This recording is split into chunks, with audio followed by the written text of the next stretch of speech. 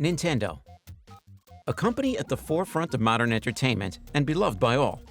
For decades, this tech giant has graced our homes with their delightful and innovative consoles and their unforgettable adventures. Nintendo doesn't really see itself as a competitor to PlayStation or Xbox. All Nintendo is interested in is interesting innovation, experimentation, and making games that are fun. Everyone remembers their very first Nintendo game. They shaped the childhood of many people. And for many, the face of their childhood is none other than the Goomba stomping, pipe riding, princess saving adventure, Super Mario Bros. These fun-filled games have touched the hearts of people all over the world and never fail to draw in a crowd.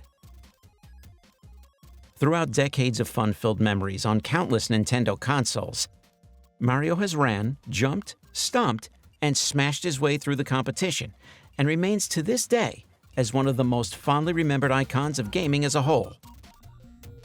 Join us as we take a look back at the history of the Italian plumber that made Nintendo who they are today. Let's go!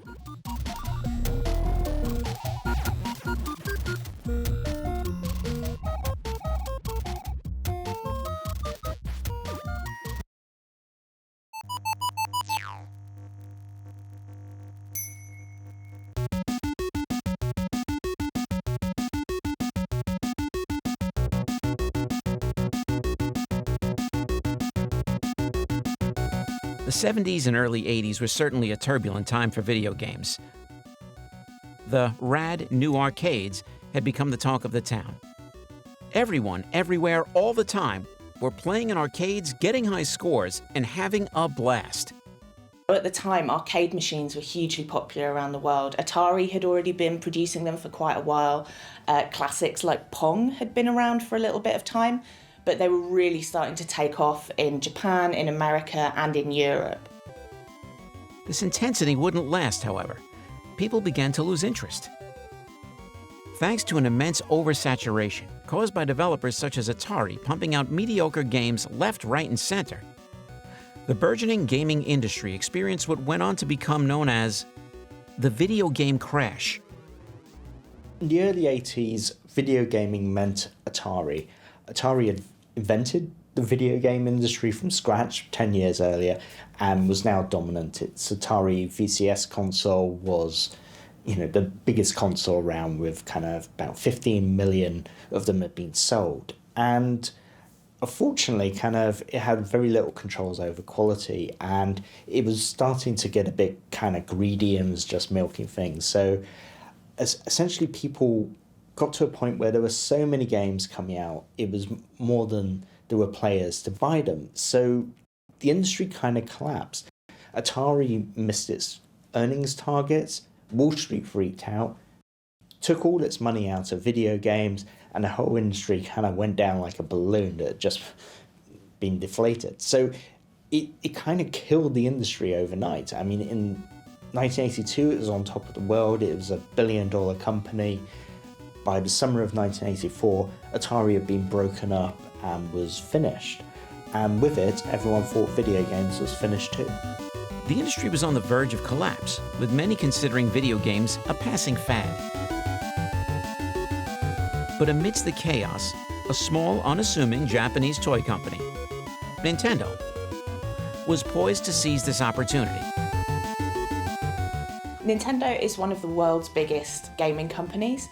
They're a Japanese company and they've actually been going for well over 100 years now. Nintendo started by making playing cards that were the Hanafuda cards, the flower cards, but they then moved on to also making Western playing cards as well.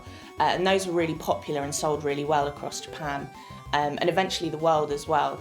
They also had a deal with Disney that allowed them to make Disney playing cards. And from there, after their bunch of different experiments with different types of businesses, so after Nintendo had been going for quite a long time, they really started to branch out into the burgeoning gaming world. Nintendo decided that they would try and get in on this really expanding market as well. And when they did, they really worked on how they were going to make a game that would stand out. As fortune would have it, arcade developer Minoru Arakawa presented a golden opportunity in the eyes of a certain renowned game developer. Minoru Arakawa went to America. He founded Nintendo of America in New York. He was quite successful importing Nintendo's early video games into America, but then he took a huge bet. He imported 3,000 radar-scope video game cabinets, but the game was not a hit in America. He only sold about 1,000 of these, and he had 2,000 useless game cabinets left in his warehouse. Enter Shigeru Miyamoto, a young and ambitious designer with a knack for creativity. Miyamoto was tasked with creating a game to save the struggling company's arcade division. He developed a game inspired by Popeye and Olive Oil with Donkey Kong and the Princess Pauline. Donkey Kong introduced a narrative element which was completely new to video games at the time. The main character, Jumpman, had to go and rescue the princess from the giant gorilla, Donkey Kong.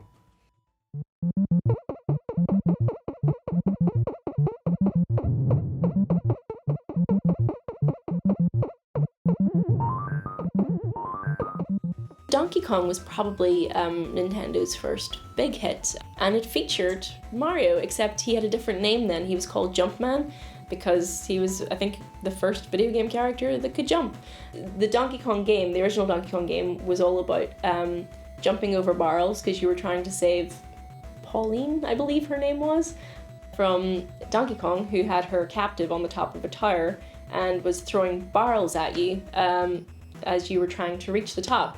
And I think the design was such, like, it was like, if you see a barrel rolling towards you, what are you going to do? You're going to jump. So hence Jumpman.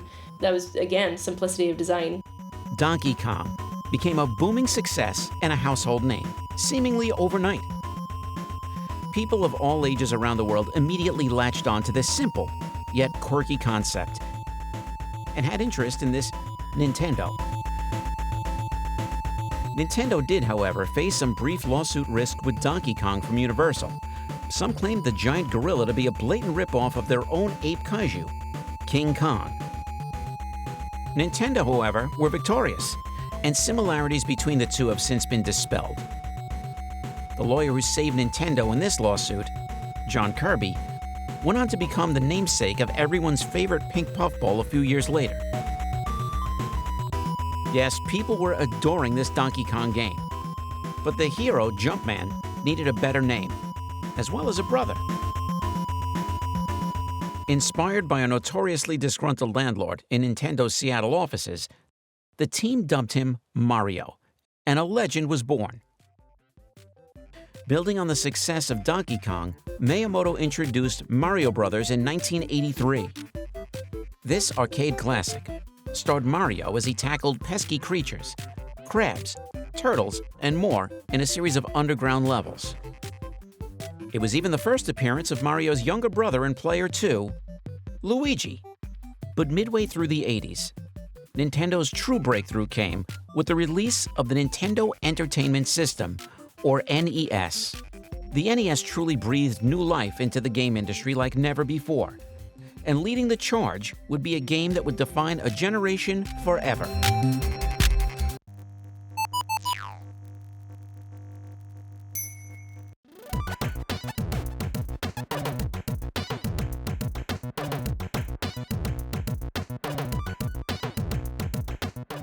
On September 13th, 1985, came the release of Super Mario Bros. For the NES.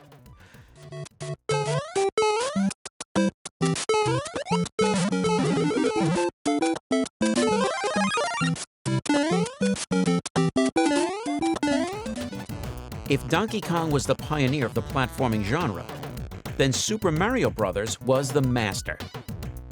The gameplay saw Mario jumping around wacky worlds, stomping on zany creatures, going through pipes, punching blocks, and eating lots and lots of mushrooms.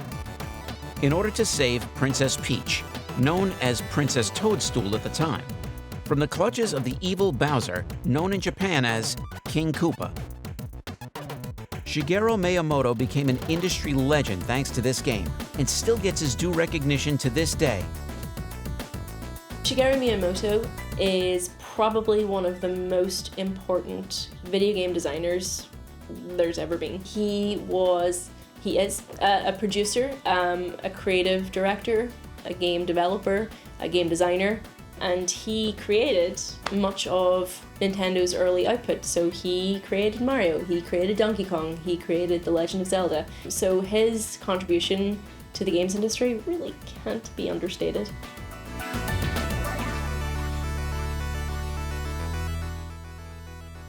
Super Mario Bros. Blew my mind. Shigeru's design on Super Mario Bros. Was genius. You could pick up the game without knowing anything about it, and you can work out how to play just from the first level. That kind of accessibility was revolutionary in video games, and hooked a lot more people in. Nintendo became so popular around the world because of how initially simple, but how gorgeously complex and gorgeously well designed its games are. I mean, you look at things like, let's take Super Mario, the level 1-1 for example. I actually spoke years ago to Shigeru Miyamoto about how he went about creating this. In level 1-1, a player will encounter absolutely everything that they possibly need to understand how the game works. And so in subsequent levels, it's what they know, what the game can assume that they already know about it, is challenged. So the very first, little bit that Mario runs along and he jumps up and he hits the box and the mushroom comes out, it's actually very hard for a player to avoid that mushroom because the game wants you to run into it and discover Mario can make himself bigger. And that's one core mechanic of the game right there that you've discovered without any tutorials, without being told. You've just found it out for yourself. And that's the beauty of a Nintendo game. There's just so many fascinating elements to early Nintendo design. I mean, Mario, right? Take for example Mario. Mario's got his blue overalls, he's got his red hat, he's got his mustache, he's got a big nose. All of those things that make Mario Mario were done just because it made him easier to animate. It was just cutting corners essentially. He had the blue and he was blue and red so that he would stand out on the background. For, number one, he had a hat so that they wouldn't have to animate any hair. He had a mustache so that you didn't have to see his mouth and he wouldn't have to talk or make sounds or do anything like that. Every little thing about that is just very clever design. To say Super Mario Bros. Was a success would be an understatement. Its gameplay style of side-scrolling levels, jumping around, and carefully curated level design became a benchmark that pretty much every future game can trace its inspiration back to. Even 40 years after the original's release, Super Mario Bros. Remains in the top 10 best-selling games of all time. There may not be a person alive who doesn't know who Mario is. This game propelled Nintendo into the stratosphere, not only leading to the development of other beloved franchises such as The Legend of Zelda and Metroid, but also to sequels to the NES classic. First up came Super Mario Bros. 2. But here's a twist. The version released in the West wasn't the same game Japan received. The Japanese sequel, releasing in 1986, was deemed too difficult for international audiences. What the West got in 1988 was a reworked version of another game called Doki Doki Panic. Though a truly bizarre Mario experience by today's standards, many Mario series staples like Princess Peach's floating jump, Shy Guys, and Bob-ombs originated from this oddball. That same year, fans were blown away by Super Mario Bros. 3.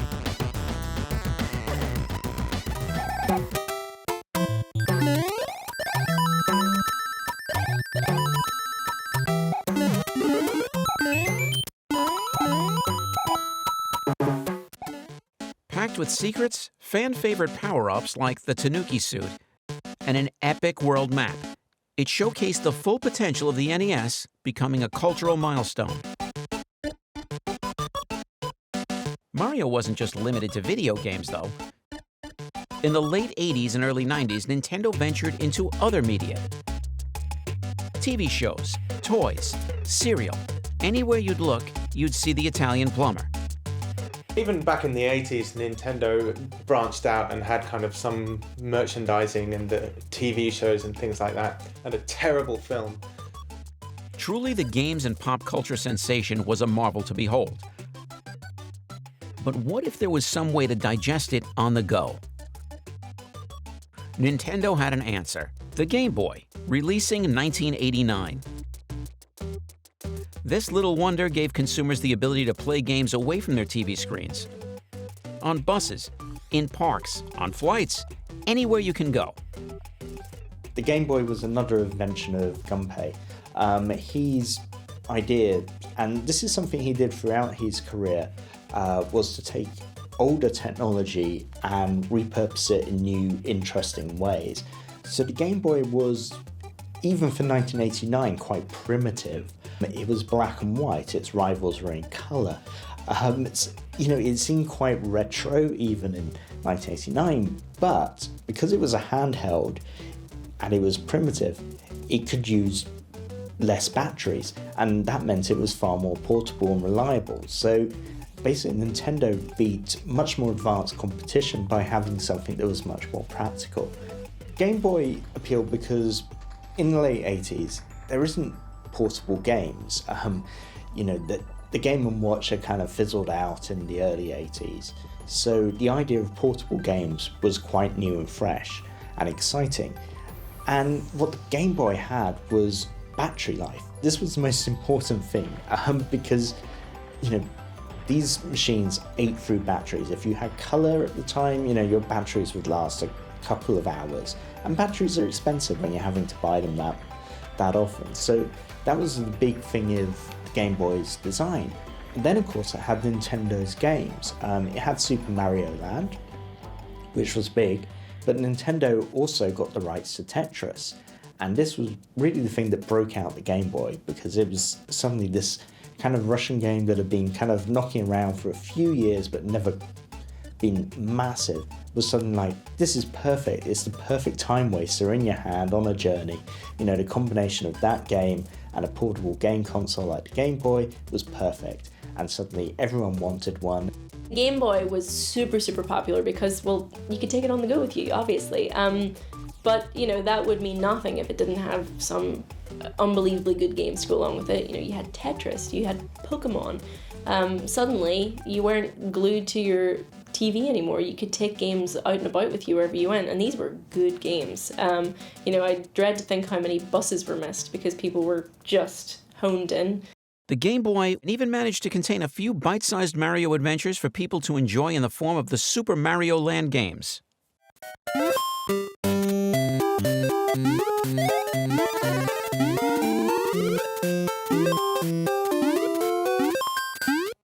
Hiroshi wanted to package the Game Boy with Super Mario Land, the Super Mario Bros. Inspired game. Henk Rogers persuaded him otherwise. He said, if you want boys to buy your Game Boy, package it with Super Mario Land. If you want everyone to buy your Game Boy, package it with Tetris. And he did. The Game Boy would continue to dominate the handheld gaming sphere for many years to come, and evolve over that time. In the meantime, Mario's face was everywhere, and Nintendo was only scratching the surface of what their games could do.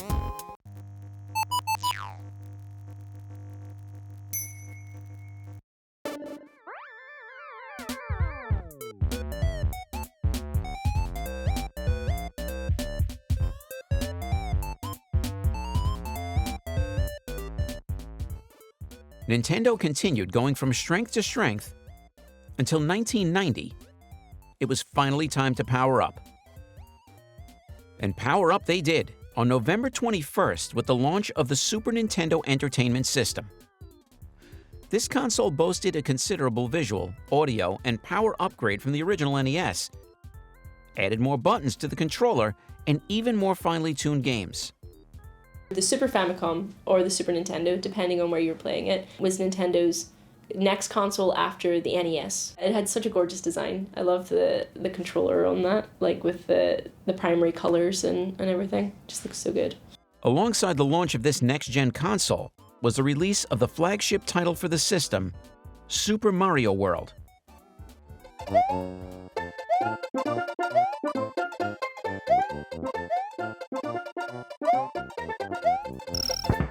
Before the release of this gem, Nintendo had toyed with the idea of having the mascot of the SNES be Captain Falcon, the main character of the F-Zero franchise.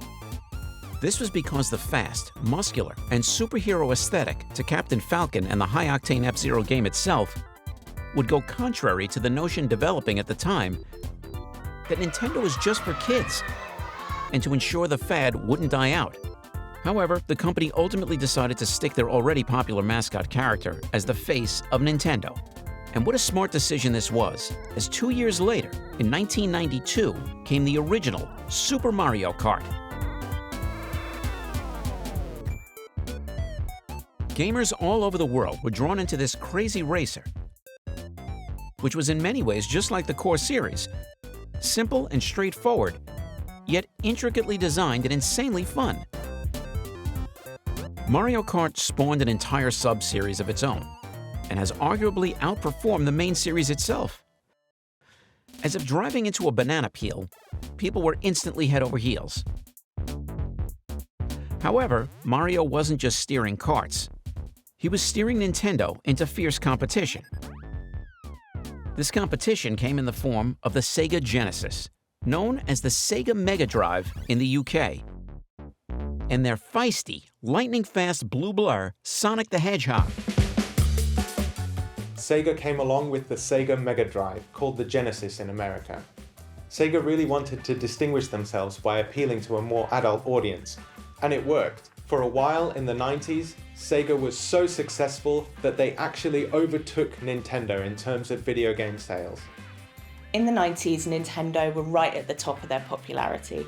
The Game Boy was out, the Nintendo Entertainment System was out, but Sega were also hot at their heels trying to really recapture some of that market. So while Nintendo had Mario, the friendly Italian plumber, Sega had Sonic the Hedgehog, a cool blue hedgehog. And the contrast was that Mario games were often kind of seen as more family friendly, more kind of cuddly in a way, and they were quite slow paced compared to Sonic, which really sold itself on speed. So the Sonic games really positioned themselves as quite edgy, and that really spoke to a lot of teenagers and kids at the time, which meant that Nintendo and Sega ended up kind of battling it out with their mascots for console supremacy. The rivalry between the two mascots defined the early 90s. Sonic's speed and cool factor challenged Mario's family appeal. Sega wasn't the only challenger to Nintendo's throne, however. And that partnership with Sony was fruitful, and so they wanted to keep working together. So Sony developed a CD-ROM peripheral for the Nintendo, but they negotiated a fantastic deal. So in 1991, at the Consumer Electronics Show, Sony very proudly announced that it was partnering with Nintendo to develop the Nintendo PlayStation.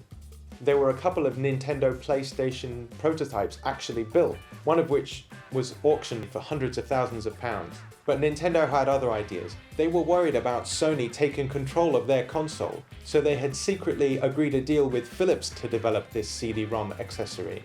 And Nintendo actually announced that at the same show. This was a massive betrayal. Sony was really upset that Nintendo had gone behind their back and announced publicly that Nintendo were partnering with one of their main rivals. Sony was so upset that they decided to go off and develop the PlayStation by themselves. The PlayStation was an instant success, seen as leaps and bounds more advanced than the comparatively primitive SNES, much to Nintendo's dismay. It was clear Mario needed to make a big leap. That leap came in 1996 with the Nintendo 64, the first major console to feature a thumbstick for precise 3D control. The N64 was underpowered compared to Sony's PlayStation, but it didn't matter. Nintendo revolutionized gaming with Super Mario 64, which redefined the platforming genre and became the gold standard for 3D games.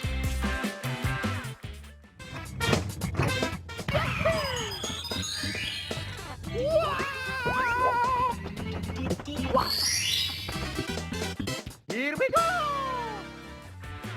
Its open sandbox worlds, intuitive controls, and revolutionary camera system created an immersive experience that left players saying, "Wahoo!" The Nintendo 64 console had its own Mario game, and that was Mario 64, which was a personal favourite of mine. That came out when I was a kid, and it was incredible. The Nintendo 64 used these new 3D graphics that we hadn't really seen before, and Mario 64 was just a beautiful game. It was visually very beautiful, but it was also super well designed.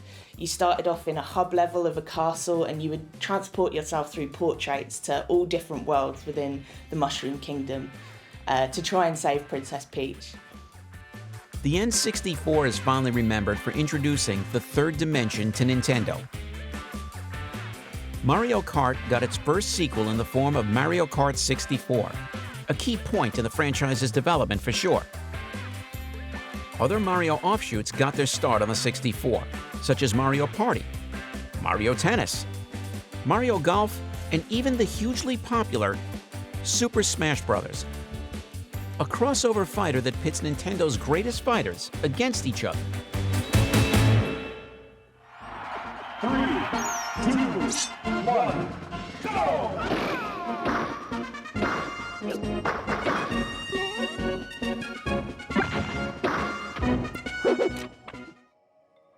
But even with Mario leading the charge, the N64 couldn't keep up with Sony's PlayStation, which boasted superior third-party support and a massive library. Nintendo decided to level up again with the release of the Nintendo GameCube, which gave rise to many fan-favorite Mario titles, such as Super Mario Sunshine, Mario Kart Double Dash, and even gave his bro Luigi time in the spotlight with Luigi's Mansion, a spooky little launch title in which Luigi must go hunting for ghosts armed only with a super-powered vacuum cleaner. Although beloved by fans now, at the time people couldn't stay invested in the games, as only a year prior Sony had already released a juggernaut that dwarfed the competition. At the dawn of the new millennia, the PlayStation 2 was released, a next-gen console far more powerful than the original. This completely obliterated the competition, becoming the world's best-selling console of all time. And this time, it wasn't just Sony overshadowing Nintendo. Microsoft entered the fray with the Xbox. And although only a modest success compared to the behemoth Sony had unleashed, they persisted and evolved for years to come. Since this point, the gaming world has been a fierce battleground, with Xbox and Sony in an arms race to see who can make the greatest console there is. Even with what some would consider a threat to Nintendo's business, they not only survived, but thrived. And that was thanks to their many beloved franchises, with the most popular of all remaining Super Mario Bros. Nintendo often brings up real feelings of nostalgia, especially for people in my generation. I think because those consoles that came out when we were kids were so exciting and such a thing to have and so new. I remember from my childhood being so excited to see Mario, to see Link in Zelda, and to play Mario Kart around other people's houses. I didn't even have a Nintendo 64, but I was so excited to go around to someone's house when they did have it, so I could play all the games on it. I think because it's tied into that feeling of childhood fun, it really just evokes a feeling of nostalgia in a lot of people, and especially people my age. While consoles faced stiff competition, Nintendo continued to innovate in the handheld market. After the Game Boy had been so successful, they released the Game Boy Color, which was kind of a step up. It was smaller, it allowed you to play games in colour, which was obviously really exciting. And then after that, they also released the Game Boy Advance. So they'd been kind of on the Game Boy model for quite a while, and they really knew what they were doing with handheld consoles. But the real big next step was the Nintendo DS. The Nintendo DS, released in 2004, was a massive success, showcasing dual screens, a touchscreen, and 3D capabilities. Mario took full advantage of the DS's power with a port of Super Mario 64 that showed off 3D gameplay on a handheld, which was unprecedented at the time. Mario Kart DS further proved the DS's potential, offering a polished racing experience that quickly became a fan favorite. And of course, Mario returned to his roots with the very beloved new Super Mario Bros.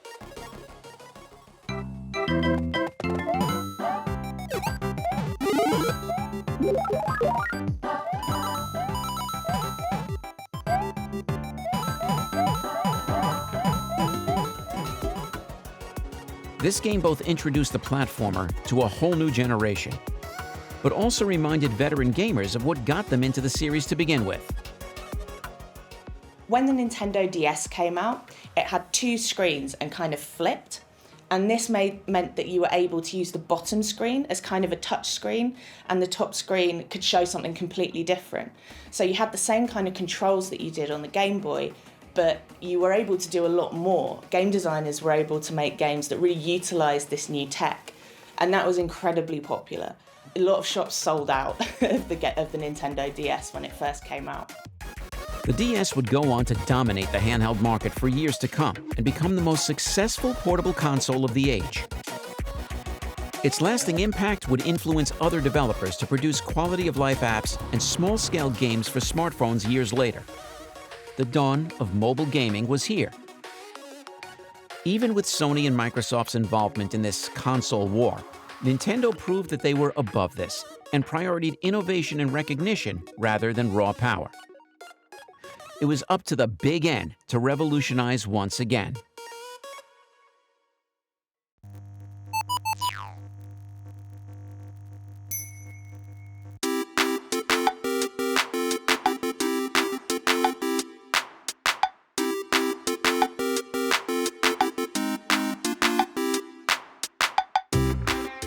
One of the things that made the DS such a success was the accessibility to a broad age range of consumers, both young and old, casual and hardcore. They saw the value in their brand, not only for games, but for experiences. And so in 2006, they unveiled to the world their newest invention, the Wii, a home console with motion-controlled technology. The Wii was really, I don't know if anyone expected it to be as successful as it was. The funny thing about the Wii was, it wasn't the franchises that Nintendo was known for that were the reason for its success. I think the real reason for the Wii success was things like Wii Sports. It was the games that your granny could play. The people that had no gaming knowledge or vocabulary whatsoever, they saw this really fun, silly thing, waggling the Wiimotes and stuff like that. Like, instantly, you don't have to have any gaming language at all to know how to play that. And so it opened up gaming to a whole new audience. The Wii had, it had installments of all of the franchises that you'd expect. So Super Mario, it had a Legend of Zelda, it had, a lot of really good first-party games. But yeah, the biggest ones were the ones that were, I guess, for a lot of gamers, probably felt more like tech demos. If the Nintendo DS was popular, the Nintendo Wii was wildly popular at launch. I actually worked in a game shop around that time, and we were constantly sold out of Nintendo Wiis. They really managed to corner the market on family gaming, which is something Nintendo's always been good at, but they released a lot of titles that were aimed at the whole family and not just kids. So they had things like Wii Fit and Wii Sports, which had a really low barrier to entry, and adults were often a little bit more interested in than the classic Nintendo games. And I think that meant that a lot of families saw it as a real great investment and something that they could get for the kids, but which the adults would play as well. Of course, it was only a matter of time before the man with the mustache would show his face on this brand new console. Mario's outings in this brand new console showed gamers how the Wii's motion control can influence gameplay to create experiences never before seen. Mario Kart Wii, for example, came with a peripheral steering wheel you could attach to the Wii remote in order to feel like you were driving an actual car. On the Nintendo Wii, Nintendo released their most recent version of Mario Kart, which was a wildly popular franchise and just a really fun game to play. In it, you race different Mario characters and different Nintendo characters. And it's a racing game that everyone can play. Kids can play it, adults can play it. It's super fun. And the version on the Wii utilised the Nintendo Wii's new technology with motion control. So as well as using a regular controller, if you had one of those to add to your console, you could use the Wiimote both as a regular stick for driving, but you could also add a steering wheel around it, and it made it feel like you were actually driving one of the Mario Karts. The latest version of Mario also came out on the Nintendo Wii, and everyone was excited for that. That was Mario Galaxy, which was fantastic and kind of an extension of the previous games like Mario 64. Mario's 3D outing of this generation? Super Mario Galaxy also made effective use of the console's capabilities. In this adventure, Bowser had kidnapped Peach yet again and taken her into space. Mario must launch his way through the stars and around tiny planets whilst interacting with the environment using the controller's pointer functionality.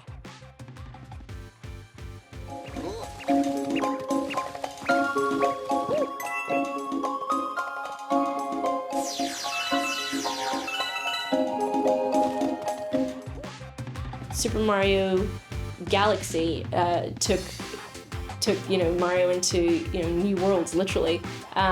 Played with perspective, played with what players were expecting from a Mario game. There's so many great Mario games, but Super Mario Galaxy on the Wii was so inventive.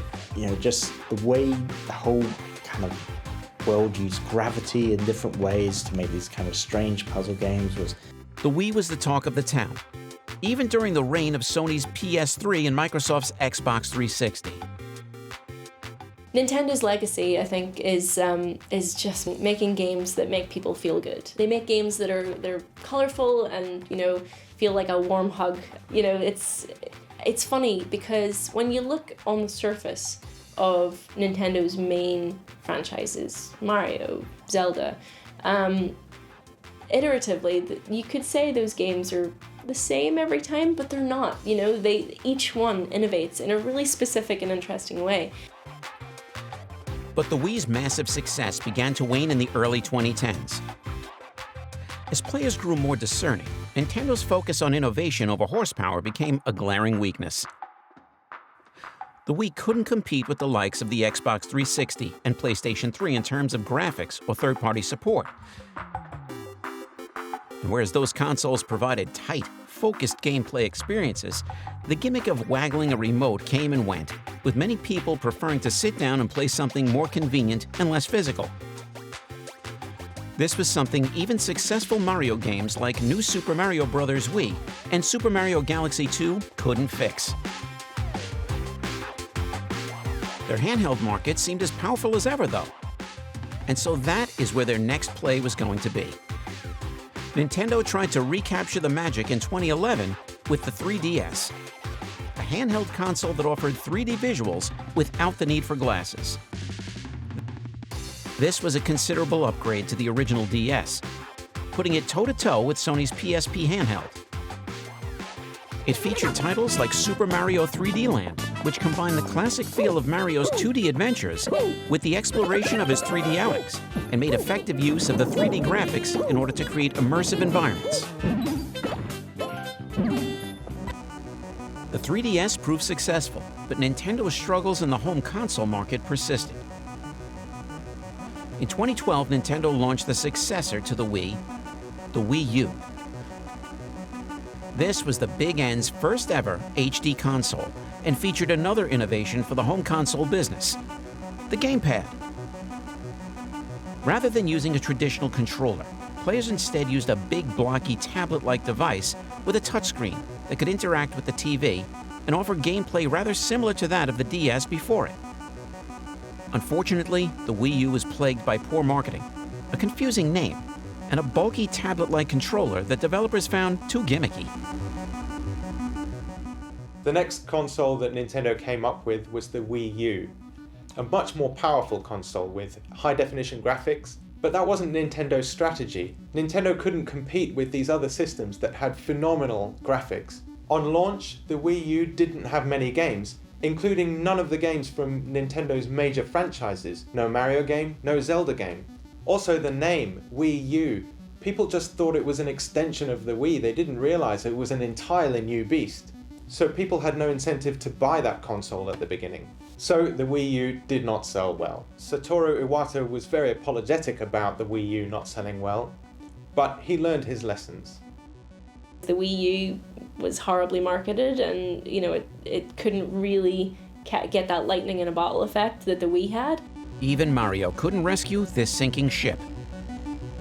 Titles like New Super Mario Bros. U and New Super Mario Bros. 2, releasing within the same year of each other, failed to excite fans, who were growing weary of the new series' formulaic gameplay.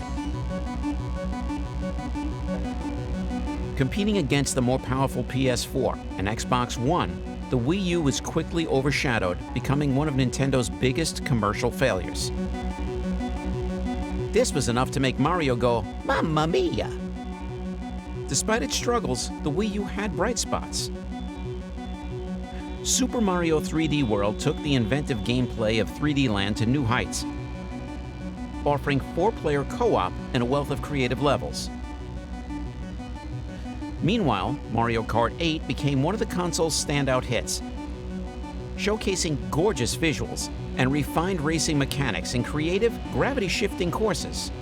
And then there was Super Mario Maker, which turned players into level designers.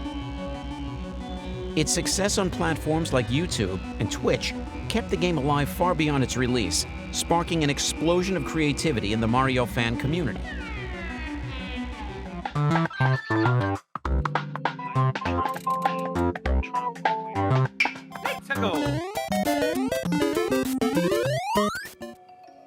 The Wii U may have stumbled, but it also set the stage for Nintendo's next innovation.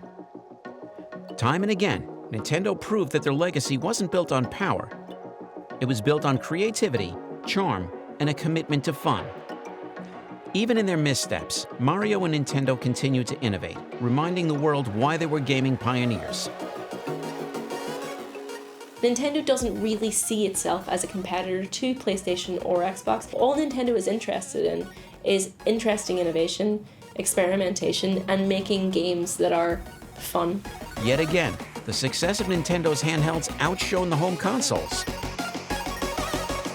This made the company think about what the best move is going forward. And then they were hit by a stroke of genius. Why not combine them together?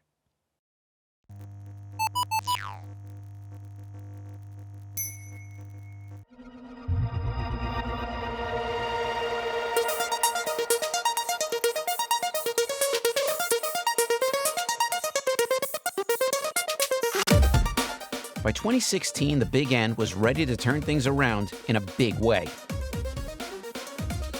In classic Nintendo fashion, they completely blindsided the gaming industry with a new innovation no one expected that they'd be secretly cooking up for years: the Nintendo Switch.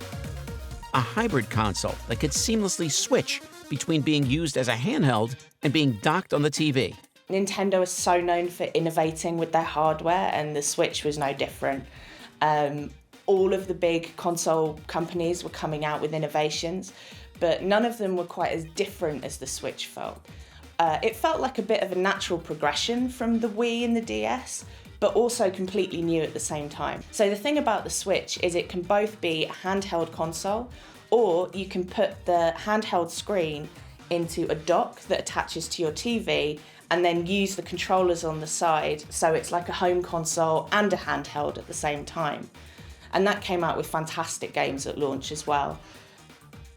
Nintendo was hurting from the relative commercial failure of the Wii U, but it was propped up by its handheld market. And when it came to developing the next console, the Nintendo Switch, they had this philosophy of lateral thinking with withered technology. They weren't trying to compete with the latest graphics technology and the most powerful machines. They were just trying to be different.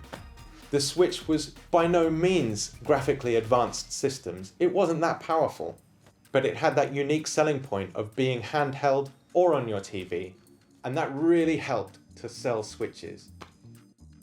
The Switch is huge. I mean, it was such a success for Nintendo because it really Nintendo took everything that it had learned from the console market, from handheld, from all its handheld expertise, everything it had learned about, everything that it had learned from the Game Boy, from the DS, from the 3DS, from everything.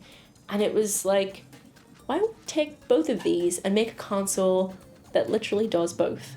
And that was just, I mean, it's just a master move.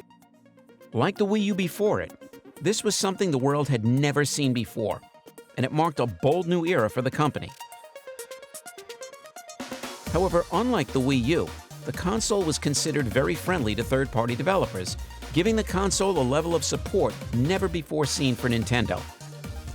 The result? A console that became a massive success, cementing Nintendo's place in the modern gaming landscape and becoming the best-selling Nintendo console ever. Of course, the Switch didn't just have its gimmick to thank for its success. People wanted to see how the Mario Brothers would take the leap onto this new platform. Luckily, the Switch boasted a renowned library of games starring the mustachioed Plumber. On April 27, 2017, Mario and friends raced onto the scene with Mario Kart 8 Deluxe. This was an enhanced release of the Wii U title after a few years prior, sporting new content and giving Switch owners console-level racing on the fly.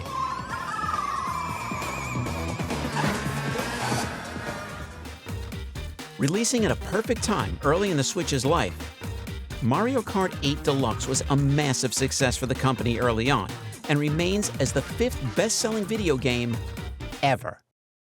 It even continued to get new content several years later, solidifying its longevity. 2017 also saw the latest in Mario's 3D adventures, Super Mario Odyssey.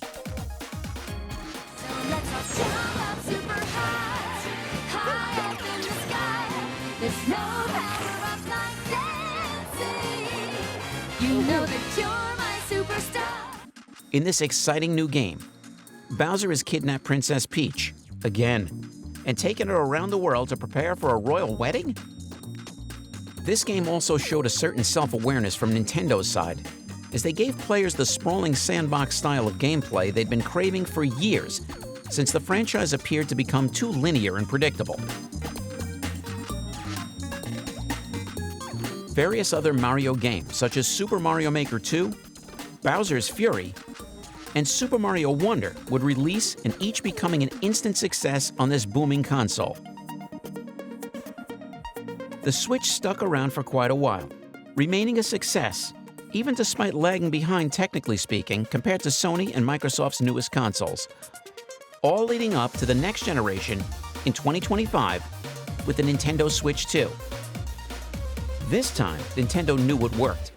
No more fancy controllers or weird off-putting gimmick.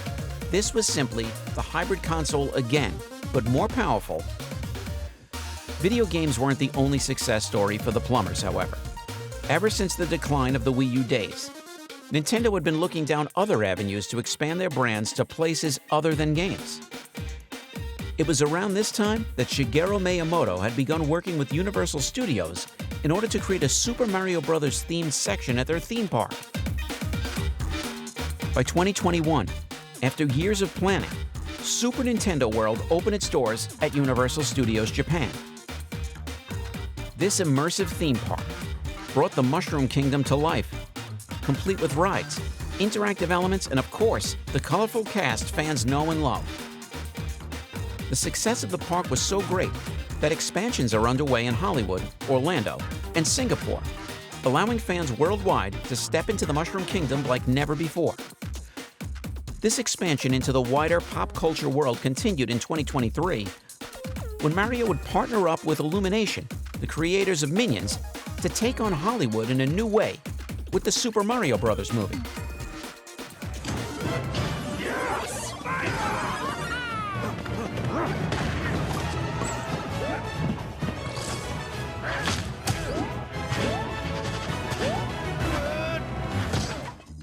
Unlike the infamous 1993 live-action attempt, this animated adventure captured the heart and humor of the games, delighting audiences and becoming one of the highest-grossing animated films of all time.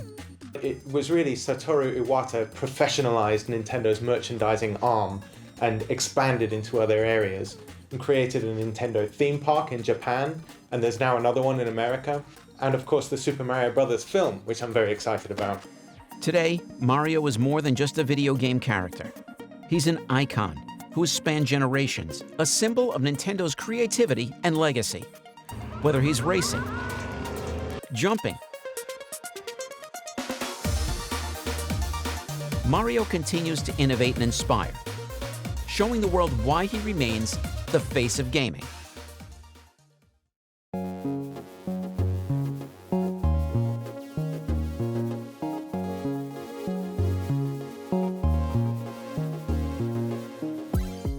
From humble beginnings in arcades to leaping into the hearts of millions worldwide, Mario's journey is nothing short of extraordinary. He was there to save Nintendo during the turbulent days of the video game crash and helped define what gaming could be with countless groundbreaking titles. Over the decades, he's not only adapted to the ever-changing industry, but thrived, leading Nintendo through the highs of the Wii and Switch eras while weathering challenges like the Wii U's missteps. Mario's adventures have even transcended gaming, leaving an indelible mark on pop culture. He's become more than just a plumber. He's a symbol of joy, creativity, and resilience. Whether he's racing on rainbow roads, rescuing princesses, or reinventing platforming games, Mario has proven time and again that he's more than a mascot, he's a legend. No matter what changes are in store for the gaming world, one only needs to look to their heart and they'll hear, "It's a me, Mario."